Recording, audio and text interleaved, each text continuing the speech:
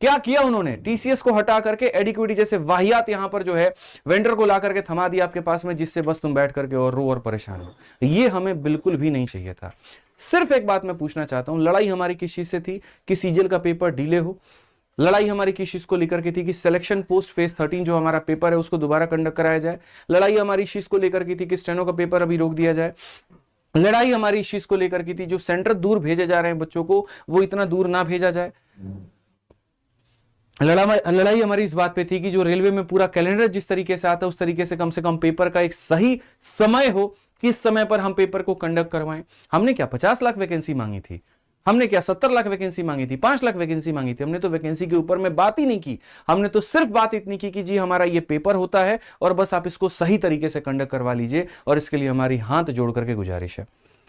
कल एक एक मंत्री, एक एक एमएलए, एक एक एमपी और डीएसपी, हर किसी के मैं मेरे भाई आवास पे घूमता रहा। 10 लोगों से ऊपर एमपी से मैं मिला हूंगा, ठीक है। काफी लोगों के साथ मैंने फोटो भी शेयर की, उनके ट्विटर पर हमने ट्वीट भी करवाया। अगर आप देखेंगे वहां दीपेंद्र जी हुड्डा का, उनके ट्विटर अकाउंट को जाकर के देखिए, उन्होंने ट्वीट किया इस मुद्दे को लेकर के। आज संसद में इसके ऊपर में चर्चा भी चल रही है, 263 नंबर वहां पर क्यों नंबर है इसका।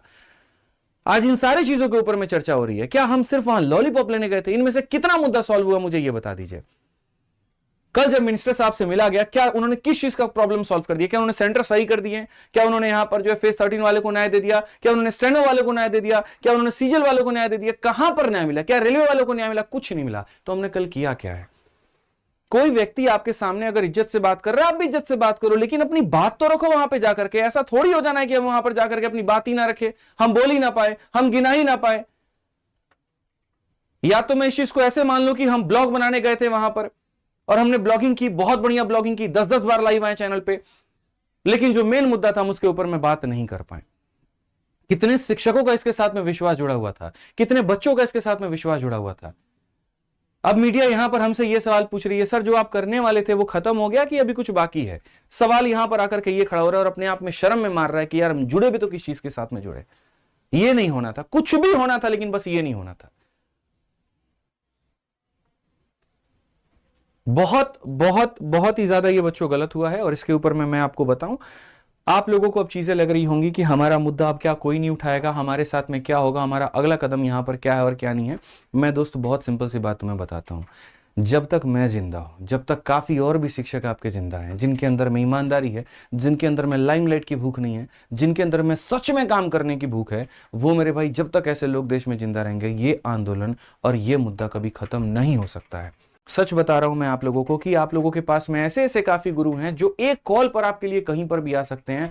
हाल फिलहाल हमने अमन वसी सर को देखा, जब एक बार कॉल करो ना तुरंत देहरादून से आ जाते हैं। शुभम जैन सर को देखा, जब एक बार कॉल करिए सर बच्चों के लिए हम सामने रहेंगे। हाँ, हमारे अंदर में ऐसा नहीं है कि हम जाकर के बहुत हो हल्ला करें, लेकिन सर हम टेक्निकली बहुत बढ़िया तरीके से सिस्टम को चोट पहुंचा सकते हैं।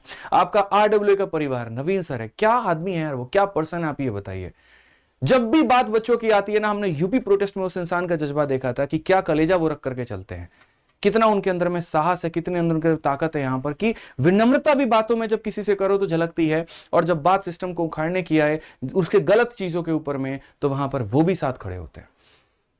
मैं आज भारत के सभी शिक्षकों से आह्वान करता हूं, सभी लोगों से आग्रह करता हूं कि आप जुड़िए, साथ जुड़िए। अभी हमारा मुद्दा खत्म नहीं हुआ, अभी हमारी जीत नहीं है, और हम इसके ऊपर में बहुत बड़ा काम करेंगे। और आप लोगों को मैं एक सीधी सी बात बता दूं, रैंकस गुरुकुल परिवार, आरडब्ल्यू परिवार दोनों मिल करके इस मुहिम को बहुत आगे बढ़ाएगा, बहुत आगे तक लेकर के जाएगा। और यकीन मानो दोस्तों, तब समय में आने में हम आपको एक निश्चित डेट भी देंगे कि कहां पर होगा, क्या होगा, कैसे होगा। और यकीन मानिए हफ्ते भर के अंदर में आप लोगों को जीत दिला करके रहेंगे। मुद्दा खत्म नहीं हुआ है, मुद्दा तो अभी शुरू हुआ है, अभी तो आंदोलन शुरू हुआ है मेरे भाई यहां पर। इसके लिए आप लोगों का, नवीन सर का, अंकित भाटी सर का बहुत बहुत धन्यवाद है, बहुत बहुत आभार है कि उन्होंने यहां पर हार नहीं मानी, उन्होंने घुटने नहीं टेके, उन्होंने सीधा कहा कि सर अभी हम जीते ही कहां हैं, अभी तो हम बस ऐसे चल रहे थे कि किसी ने कुछ कहा हमें उसकी बात माननी है। क्यों? क्योंकि हमें उस इंसान के ऊपर में विश्वास था, हमें यह विश्वास था कि वो हमें जीत दिलाएगा, लेकिन हमें नहीं पता था कि जाकर के चीजें ऐसे खत्म हो जाएंगे।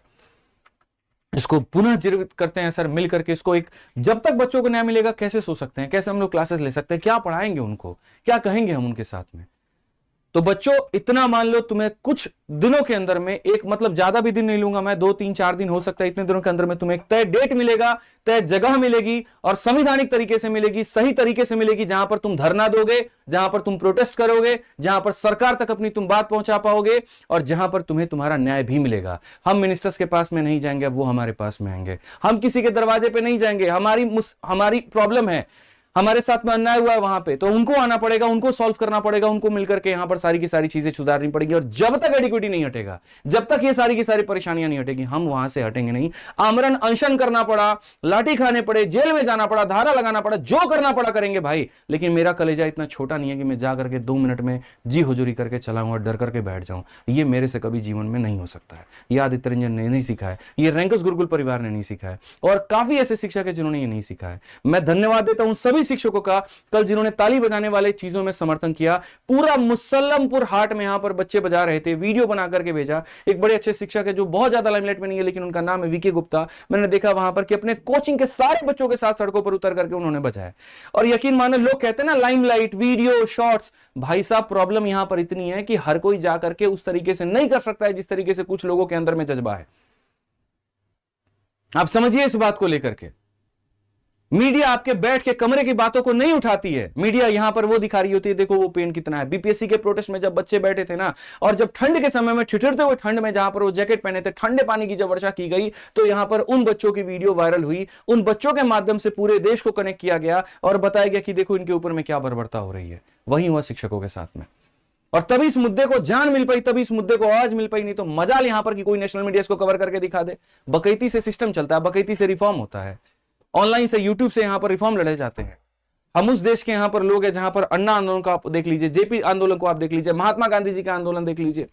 बंद कमरे में बैठ करके भाषण ये भी देते तो काम बड़े आसानी से बन जाता। ये हो ही नहीं सकता। इस तरीके से कभी भी आप यहां पर किसी भी जगह पर जीत हासिल नहीं कर सकते हैं।